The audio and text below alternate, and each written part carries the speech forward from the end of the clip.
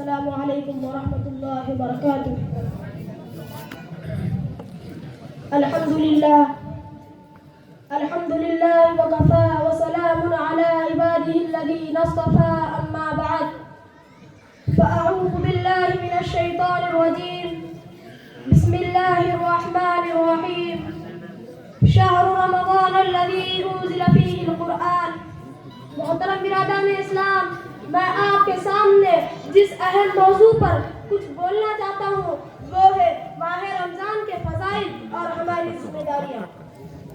سال کے 12 مہینوں میں سے ماہ رمضان کو جو اہمیت، خصوصیت اور فضیلت حاصل ہے وہ کسی اور مہینے کو حاصل نہیں. یہ ماہ مبارک اپنے دامن میں بے شمار میزات و خصائص سمیٹے ہے اور بے حد فضائل کا وہ حامل ہے. اس ماہ کے خصائص و فضائل کو جان کر جو نیکیاں کرتا، وہ اعمال صالحہ سے اپنے دامن بھرتا اور اس ضروری موقع سے استفادہ کرتا، وہ کامیاب و بامراد ہوتا.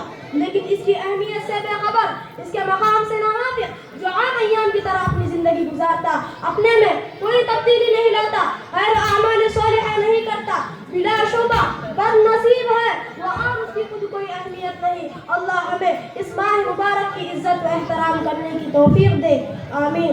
اس ماہ مبارک کی ایک اہم خصوصیت اور اس کی عظمت شان کی طرف اشارہ کرتے ہوئے اللہ تبارک و تعالی نے ارشاد فرمایا شہر رمضان الذی انزل فیہ القرآن، یعنی رمضان کا وہ مہینہ جس میں قرآن اتارا گیا. قرآن جیسی بے نظیر و بے مثال عظیم الشان کتاب کی انفرادیت اور عظمت و مقام کا ہر کوئی معترف ہے اور کسی مسلمان کو اس میں کسی طرح کا کوئی شک نہیں. یہ حقیقت ہے، اپنی جگہ مسلم ہے، لیکن یہ بھی تسلیم کرنا ہوگا قرآن جیسی مقدس اور عظیم الشان کتاب کا اس پر ہمیں نزول اس کے لیے خصوصیت اور اہمیت کا حامل ہے اور اس سے بلا شبہ ماہ رمضان کی عظمت میں اضافہ ہوتا ہے.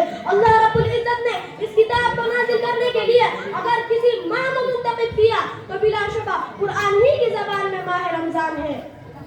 اس حقیقت کو اگر ہم سنجیدگی سے لے، سنجیدہ ہو کر مطالعہ کریں تو ماہ رمضان کی عظمت اور اس کی اہمیت و خصوصیت ہمارے سامنے آشکارا ہو جائے گی. ہم اسی حساب سے اس ماہ مقدس کے ایام گزارنے کی کوشش کریں، زیادہ سے زیادہ اعمال صالحہ اور کار خیر کریں، ہمیں ان کے ثواب بھی ملیں گے. حضرت ابو ہریرہ رضی اللہ عنہ سے روایت ہے کہ وہ کہتے ہیں کہ اللہ کے رسول صلی اللہ علیہ وسلم نے ارشاد فرمایا اذا جاء رمضان فتحت ابواب الجنة وغلقت ابواب النار وصعدت الشیطان. یعنی جب ماہ رمضان آتا ہے تو جنت کے دروازوں کا کھلنا اور جہنم کے دروازے بند اور شیطان پابند سلاسل کر دیے جاتے ہیں.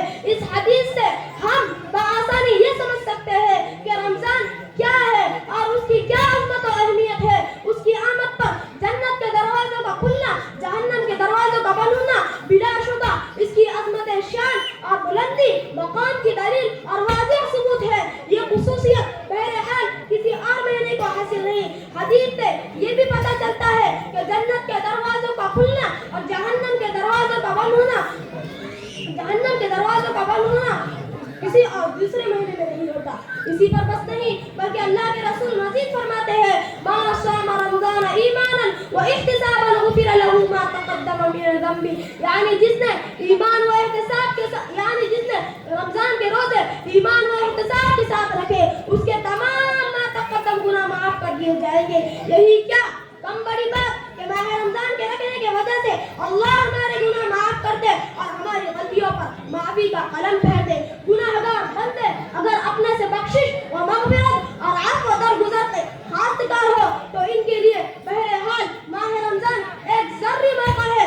اس کے روزے رکھ کر اللہ کی عبادت و ریاضت کر کے بندہ اس سے فائدہ اٹھا سکتا ہے اور اپنے گناہ معاف کرا سکتا ہے.